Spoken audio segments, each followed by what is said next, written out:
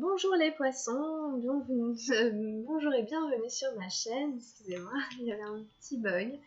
Mais voilà, bienvenue, je suis très heureuse de vous retrouver, merci beaucoup de me rejoindre pour votre guidance sentimentale les poissons, pour fin mai, début juin.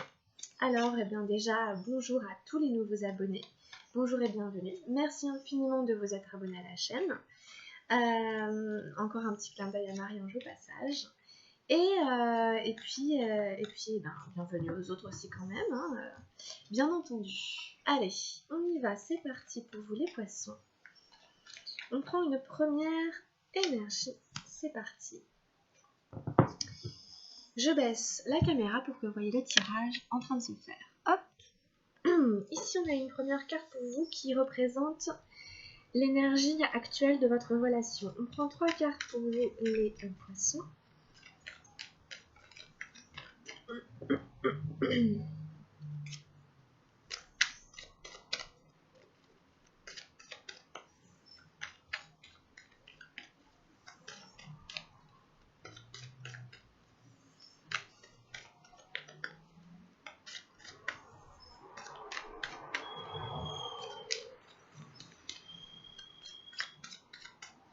Donc fin mai, début juin. Hop, fin mai, début juin. Les poissons, sentimental, encore une carte.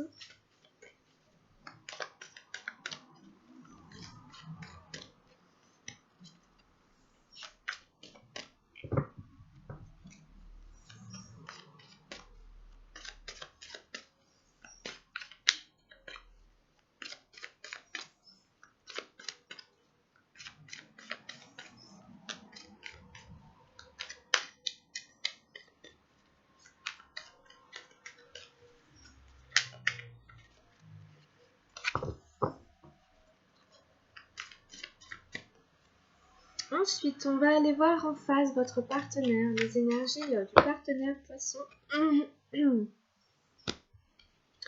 Les énergies du partenaire poisson. Fin mai, début juin. On en prend encore une.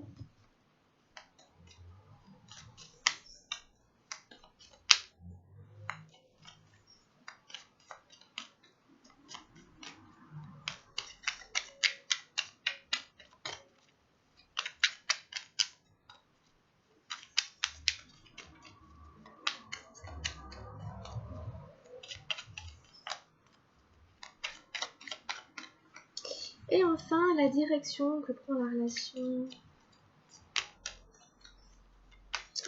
Il nous faut une carte de direction pour la relation.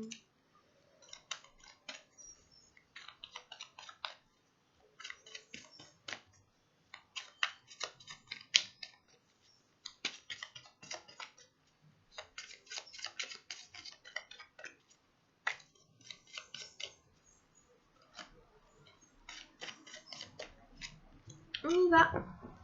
Allez, on va aller tout retourner, on va aller voir ce qu'on a. Ah oui, alors c'est le changement, c'est la 10 des arcades majeures pour vous en énergie actuelle. Donc, à l'heure où je fais la vidéo, nous sommes le 16 mai. Voilà, les énergies là de votre relation mi-mai sont sur une notion de changement. La roue tourne, la roue est en train de tourner. Pour vous, j'ai le mât en plus, le 0 des arcades majeures. Donc c'est très net. Alors là vraiment, c'est extrêmement clair. Vous êtes sur un nouveau départ. Vous êtes vraiment là-dessus. J'ai la voix intérieure. Vous écoutez votre intuition et j'ai le maître. C'est la carte qui n'a pas de numéro. C'est un tirage encore très très fort hein, pour vous là, les poissons. Et j'ai que des arcades majeures jusqu'à maintenant. Donc vous êtes vraiment sur un chemin de transformation. Vous êtes vraiment en train d'emprunter, vous êtes à mon avis, voilà, vous êtes sur votre chemin de vie. Et en plus c'est dans l'ordre croissant. Donc déjà on est sur un 10, le changement. Vous partez du 0, le mât, et vous êtes en train de tout traverser. La voie intérieure, la numéro 2, pour arriver jusqu'au maître. C'est extrêmement puissant. En face de vous, on a le voyage, le 8 de feu. On a la numéro 1, l'existence des arcanes majeures. Et la 12, la nouvelle vision. La 12 des arcanes majeures. Et en direction, j'ai eu la numéro 18, les vies antérieures. Bon, c'est un tirage très très fort. Alors, il y a beaucoup d'arcanes majeures, j'ai quasiment que des arcanes majeures. Donc ce que vous êtes en train de vivre est quand même assez important dans votre évolution, ou en tout cas dans votre chemin de vie, puisqu'il marque vraiment, il vous marque. Il marque votre histoire, quoi. Et il est relié à... Il est apparemment relié à votre karma. C'est comme une leçon de vie, c'est comme vraiment une leçon de vie dans votre processus d'âme. Franchement, c'est comme ça que j'aurais envie de le dire. Donc je reprends de votre côté. Le mât, la 0, la 2, la voie intérieure. Vous êtes sur un nouveau chemin, mais même dans votre manière d'être, dans votre manière de vivre, vous vous voyez différemment, vous vous considérez différemment. Vous n'avez plus le même regard qu'avant sur ce que vous êtes, qui vous êtes, quelle relation vous voulez, comment vous voulez que ce soit, etc. Et vous êtes prêt à aller de l'avant, même si vous ne savez pas la suite. Le mât, c'est vraiment un personnage qui s'aventure dans la vie sans savoir où est-ce qu'il va aller, quoi. Mais le principal, c'est pas où est-ce qu'il va aller, c'est pas de savoir où est-ce qu'il va, c'est d'aller. C'est en fait de faire le chemin, quoi. Et de vivre ses expériences, de vivre sa vie. Et il y va vraiment la fleur au fusil, quoi. Il a un bouquet dans la main, il est vraiment dans ce côté, j'ai envie de voir ce que c'est que la vie, quoi. Il a un côté complètement innocent, il a un côté un peu insouciant. Voilà, au mât, il peut tout lui arriver, hein, des bonnes choses comme des moins bonnes choses. Mais c'est pas la question. Le problème n'est pas là. Le plus important, c'est de se sentir libre d'aller où on veut et d'y aller. Voilà, avec les meilleures intentions du monde.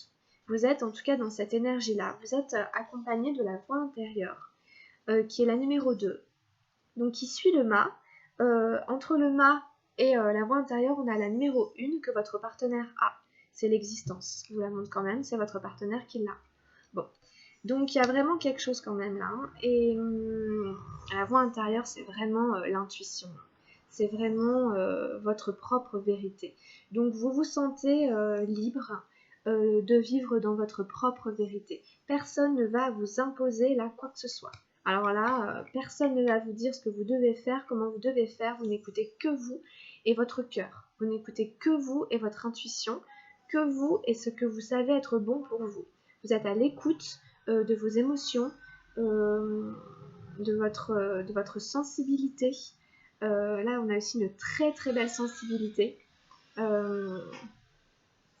Voilà, beaucoup d'intuition, de clairvoyance, voire même un peu quand même ça, cet aspect un peu médiumnique, de médiumnité, etc. Donc vraiment de troisième œil et tout ça, vous êtes vraiment à l'écoute de votre propre petite voix intérieure, hein, de votre propre vérité, c'est super.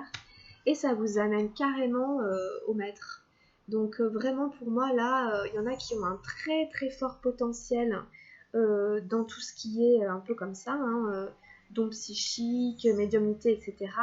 Et qui sont au tout début de ce chemin-là, quoi. Le maître, c'est vraiment la transcendance, c'est la fin de la dualité, on est son propre maître intérieur, on est son propre guide intérieur.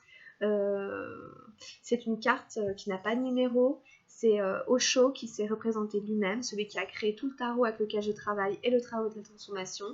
C'est un maître zen, c'est un maître spirituel. Ça n'est pas un gourou, ou en tout cas, il ne voudrait surtout pas l'être.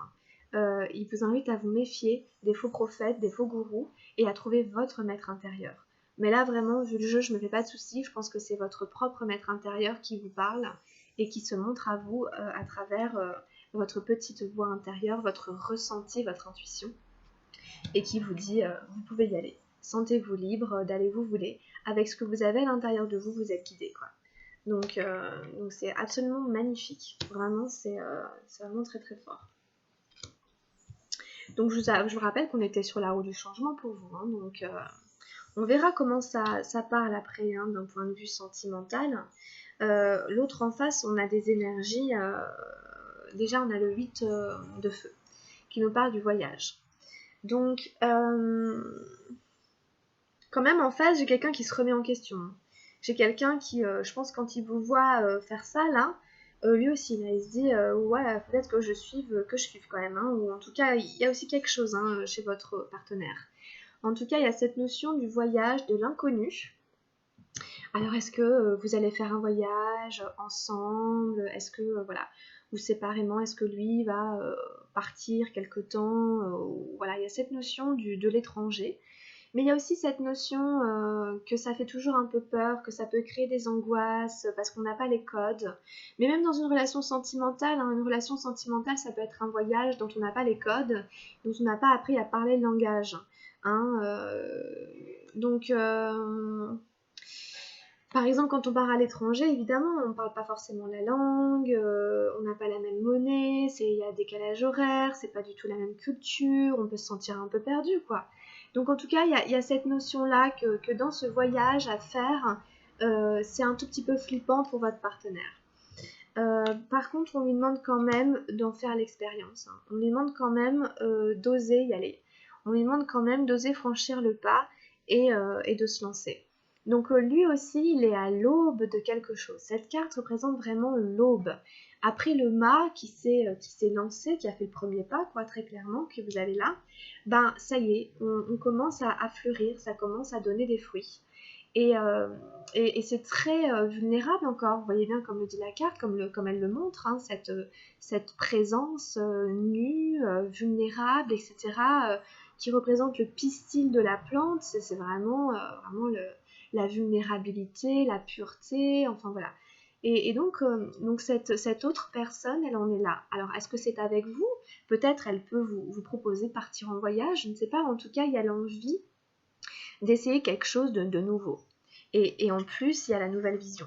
Donc il est évident que cette personne, elle est dans des questionnements fondamentaux, de premier ordre, sur, je sais pas, par exemple, qu'est-ce que je fais de ma vie, comment je fais avec cette personne. Je pense hein, vraiment il doit y avoir quelque chose de fort hein, là, hein, de l'attachement, où ça peut vraiment, vraiment être, comment dire, un nouveau départ vraiment solide, où c'est pas pour rire, on engage des choses, on prend l'avion, on met de l'argent, on part dans l'inconnu, enfin si vous le faites ensemble, ce voyage, c'est pas juste une petite aventure, une petite amourette, on n'est que sur des arcanes majeures, et il y a quand même du sérieux, il y a le mât, il y a le 1, donc ouais, vraiment, je pense que c'est important, cette personne, elle est sur une nouvelle vision. C'est la numéro 12 des arcanes majeures. Donc il y a quelque chose comme ça qui se prépare. Il y a quelque chose de frais qui est en train de naître, de voir le jour. Alors est-ce que c'est elle qui est en train de renaître, qui est dans un processus comme ça de renaissance, qui va faire un voyage comme un pèlerinage pour aller se trouver elle-même, pour avoir une nouvelle vision de la vie, pour avoir une nouvelle vision de sa place dans le monde, pour avoir une nouvelle vision de ce que c'est qu'un couple, que ce que c'est que l'amour, que ce que c'est qu'est-ce qu'elle veut avec vous. Vous voyez, ça peut être décliné, interprété de plein de manières, mais cette personne, elle est là-dessus. Il y a vraiment une notion de s'engager différemment dans la vie ou dans le couple et d'être une nouvelle personne. C'est vraiment renaître à soi-même dans une nouvelle perspective d'être et d'exister. Cette personne, elle veut exister autrement, elle veut exister différemment. Et pour ça, il va falloir qu'elle aille affronter un peu des peurs, un peu des doutes et qu'elle se confronte à ce qu'elle ne connaît pas. Et c'est pas forcément facile, hein. Et ici, on a les vies antérieures. Donc ça fait toujours appel à un schéma, quelque chose de karmique. Alors, est-ce que c'est la répétition d'un schéma qui vient d'une vie antérieure, de quelque chose qui n'a pas encore été résolu? Est-ce que on transcende le schéma des vies antérieures? En tout cas, il en est question ici. C'est pour ça que je vous dis que c'est quand même important ce que vous vivez. Voilà. Donc, bon, comme c'est la carte de direction, je vais en mettre une autre parce que les vies antérieures nous parlent forcément d'un passé. Hein, les vies antérieures, c'est toujours fini, c'est toujours révolu, même si le schéma se réactive, hein, comme ça, inlassablement. Allez, on en met une deuxième sur les vies antérieures pour la direction de la relation. Pour les poissons, la direction de la relation, On demande une autre carte, une seconde carte.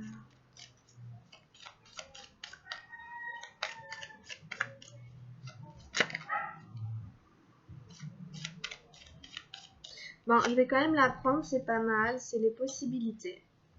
Bon, c'est ouvrir le champ des possibilités.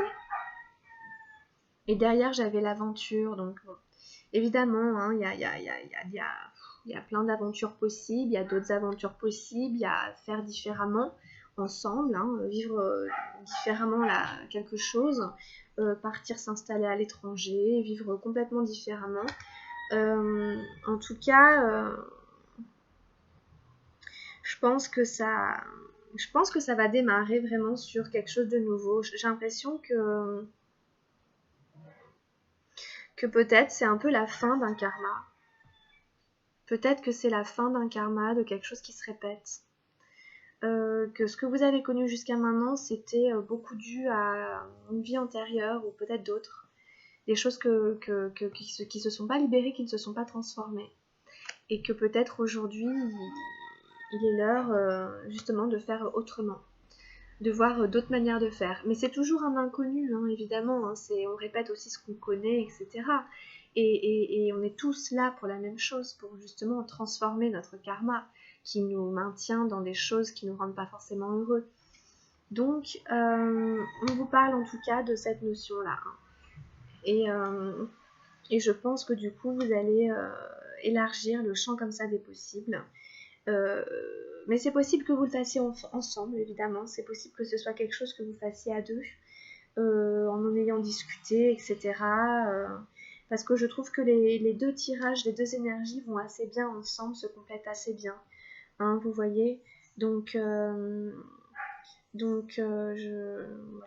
Je trouve que c'est assez encourageant.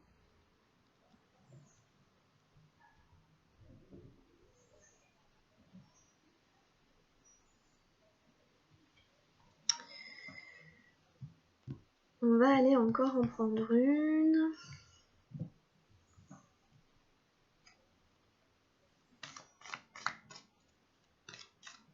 Alors, je veux dire avec le tarot de la transformation. On prend encore un message avec le tarot d'Osho, hein, de la transformation pour les poissons, pour fin mai, début juin. Évidemment, c'est aussi sortir du schéma. J'allais dire sortir du cycle des réincarnations. Mais peut-être, pourquoi pas. Il y a peut-être quelque chose comme ça, hein, c'est pas impossible, hein, bien entendu, avec ce qu'il y a là. On est peut-être carrément sur un truc comme ça. Ou voilà. Donc il est question de ça à travers votre relation amoureuse sentimentale. Ayez conscience simplement quand même qu'en effet ça vient d'ailleurs, ça vient de plus loin, et que s'il y a des schémas qui se répètent, qui vous rendent malheureux, ça vient de plus loin, et vous allez, à mon avis, progressivement en prendre conscience et parvenir à faire différemment et à développer de nouvelles ressources, à développer d'autres possibilités, d'autres manières, ce qui va vous faire peut-être progressivement sortir de ça. Allez, on prend une dernière carte avec le tarot de la transformation. Ça peut être une relation karmique, ça peut être aussi une relation karmique. Hein. Vous avez rencontré quelqu'un qui vous fait profondément travailler sur votre karma, quoi. Et donc c'est une relation karmique, que vous vous soyez déjà connu, etc.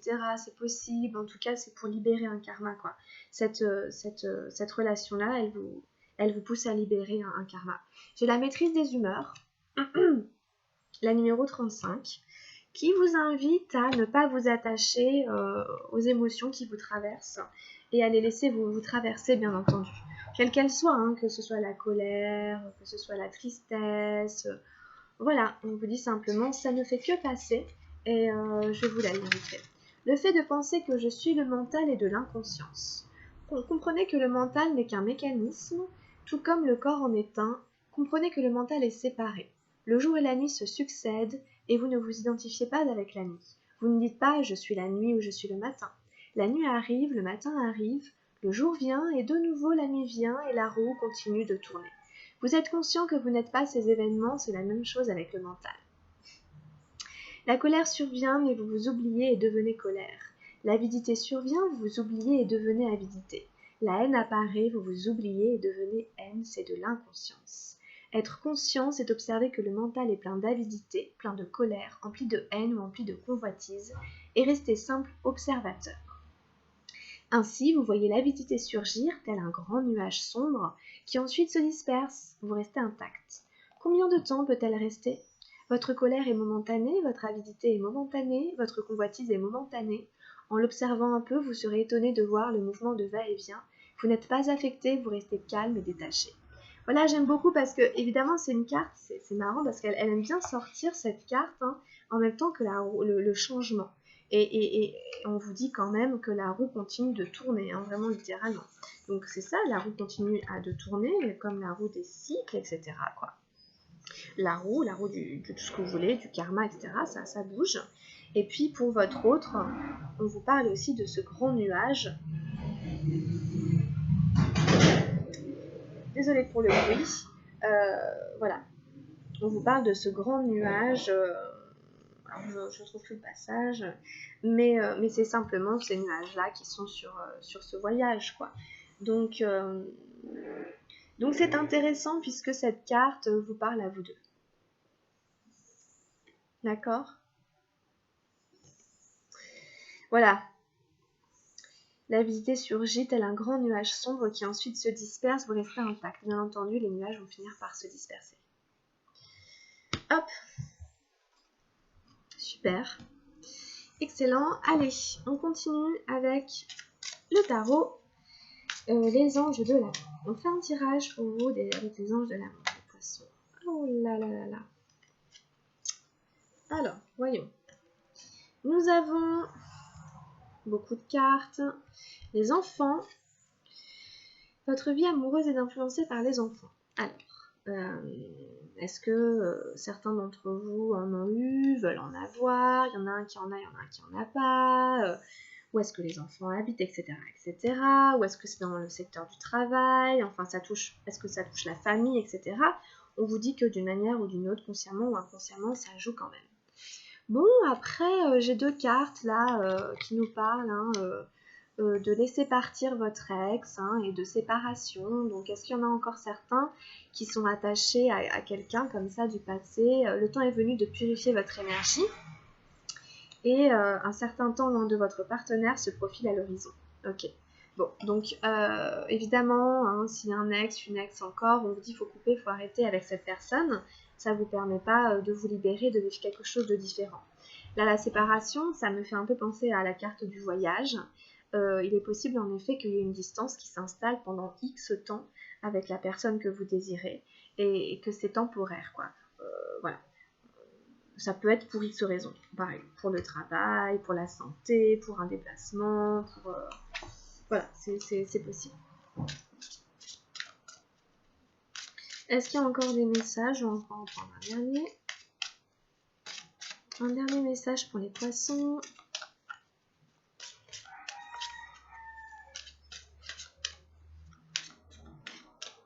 Si c'est le cas, qu'il y a en effet une distanciation, un éloignement, je pense que ce temps d'écart sera quand même profitable, vous sera quand même profitable à vous, à votre autre. Par rapport au tirage que j'ai eu, j'ai vraiment pas eu de tromperie ni rien du tout. J'ai l'impression que c'est vraiment plus pour le développement personnel ou pour le travail. Et puis ici, on a la discussion cœur à cœur. Conversation cœur à cœur. Discutez honnêtement de vos sentiments avec votre partenaire. Alors ça peut peut-être être bien de faire ça avant de, si jamais vous devez vous éloigner, d'avoir une petite conversation à cœur ouvert vraiment avec l'autre personne. Voilà, sans forcément prendre de grandes décisions, etc. Mais voilà. Bon, voilà, en tout cas, c'était un peu comme ça les énergies, je vous dis. Voilà, les anges de l'amour. J'espère que ça vous parlera et puis que ça saura vous aider quand même, d'une manière ou d'une autre. Et puis, vous en faites vraiment ce que vous voulez. Hein, Et puis, on prend une dernière carte, les messages lumière. Hein, on prend un dernier message lumière pour vous, les petits poissons. Les petits poissons. Hop, allez. Pour les poissons, nous avons la très belle carte de Je me réalise.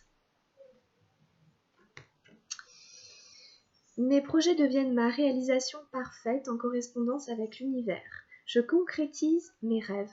Je passe à l'action.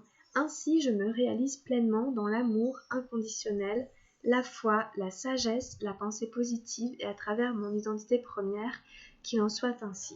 Voilà, c'est ça. Je pense que vous allez réaliser vos rêves à partir de maintenant d'une certaine manière, on peut le dire comme ça. Moi, ça me parle assez bien. Voilà. Voilà mes amis poissons, écoutez, j'espère que cette guidance vous a plu. Si c'est le cas, n'hésitez pas à cliquer sur le petit pouce, à laisser un commentaire, à partager et à vous abonner afin de m'encourager, c'est gentil. Et puis on se retrouvera début juin, hein, vers le 5, 6, 7 juin, que je commencerai à refaire les guidances et à les mettre en ligne pour juin. Et puis allez voir votre guidance de votre signe ascendant si vous le connaissez, ça peut aussi vous aider. Et allez voir la guidance générale des poissons. Ça peut aussi vous donner des petites clés. Ben voilà, quant à moi, je vous laisse là-dessus. Prenez soin de vous. Faites bien attention à vous. Je vous embrasse très très fort. Les amis poissons, à bientôt. Ciao.